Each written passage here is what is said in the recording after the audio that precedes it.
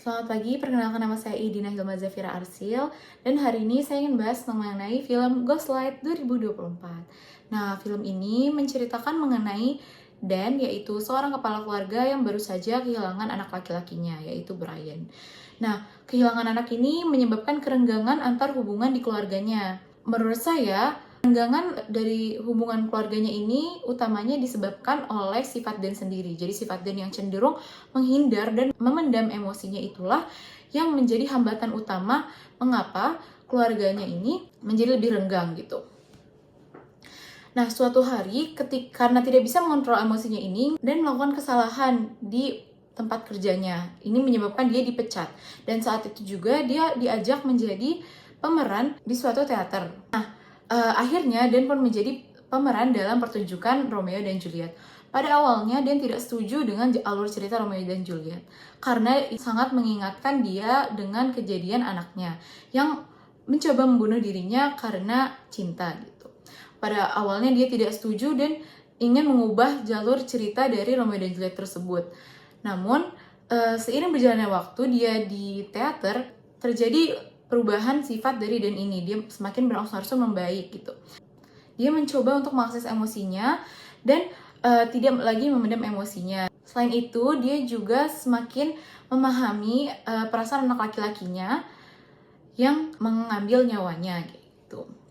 Walaupun Dan tidak menerima bantuan secara profesional seperti melalui konseling, tapi Dan menerima bantuan melalui masuknya dia ke teater tersebut. Karena di teater tersebut dia mencoba memahami perasaan anaknya, dia mencoba untuk mengakses emosinya, dan juga dia bertemu dengan teman-teman di teaternya yang sangat suportif dan menunjukkan empati kepadanya. Walaupun ada beberapa perilaku Dan yang tidak saya pahami, tapi saya berempati dengan Dan karena saya merasa jika saya menjadi dirinya, saya juga akan sangat sedih dan merasa sangat bersalah karena tidak bisa menyelamatkan anaknya. Nah, tapi mungkin perbedaan saya dengan Dan adalah jika saya ada di posisinya, saya lebih memilih untuk bercerita dan berinteraksi dengan orang-orang terdekat saya. Karena menurut saya mereka yang paling mengerti apa yang saya rasakan. Hal ini terbukti dengan sifat dari Daisy atau anaknya sendiri yang sepanjang film dia semakin memberikan empati kepada ayahnya. Dia semakin berusaha memahami apa yang dirasakan ayahnya dan berusaha supaya ayahnya bisa menjadi lebih baik lagi. Dia sering menasihati ayahnya gitu. Walaupun saya yakin menjadi Daisy juga sulit, karena di sana dia hanya merupakan anak-anak yang baru saja kehilangan kakaknya. Dia pasti merasa sedih dan ingin memiliki orang yang bisa diajak bicara gitu. Dia pasti sedih karena dia tidak bisa membicarakan hal tersebut di depan ayahnya.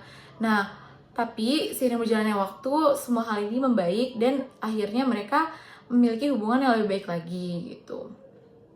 Dan saya juga sangat senang melihat teman-teman teater Dan yang juga menunjukkan empati kepadanya ketika Dan menceritakan mengenai masalahnya. Mereka semua ikut berkumpul dan memeluk Dan supaya Dan merasa lebih baik lagi. Jadi dari keluarganya dan juga dari teman-teman teaternya, menurut saya menunjukkan empati yang besar terhadap Dan gitu. Menurut saya empati yang ditunjukkan oleh keluarganya dan juga teman-teman teaternya itu jika ditinjau dalam segi neuroscience empati merupakan cognitive empathy.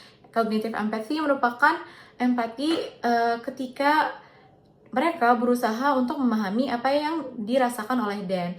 Nah, selain itu juga ada affective empathy yang ditunjukkan oleh Dan kepada anak laki-lakinya. Dimana walaupun awalnya dia tidak memahami, tapi dengan mencoba merasakan apa yang dirasakan oleh anaknya dengan menjadi pemeran Romeo, dia lama-lama dia memahami apa yang dirasakan anaknya. Di sini yang membedakan antara cognitive empathy dan affective empathy itu ada pada bagian otak yang lebih aktif gitu. Untuk cognitive empathy karena dia lebih mendasarkan pada perilaku kognitif, yaitu memahami, itu berarti lebih pada korteks bagian prefrontal. Sedangkan untuk affective empathy dia lebih pada emosinya gitu, lebih merasakan apa yang orang rasakan. Jadi lebih pada sistem limbiknya seperti gyrus singuli. Setelah menonton film tersebut, saya merasa bahwa empati saya pun masih kurang gitu. Seperti Dan, pada awalnya saya juga sering merasakan bahwa saya tidak memahami apa yang orang lain lakukan gitu. Tapi saya belajar dari Dan bahwa kita harus memiliki pikiran yang lebih terbuka gitu. Walaupun ada hal-hal yang tidak kita setujui, bukan berarti kita tidak bisa ikut merasakan apa yang dirasakan orang lain itu. Bukan berarti kita tidak bisa menunjukkan empati kepada orang itu. Nah, menurut saya hal ini sangat penting, terutama ketika saya menjadi dokter nanti. Karena saya harus bisa menunjukkan empati saya kepada pasien saya, siapapun itu gitu.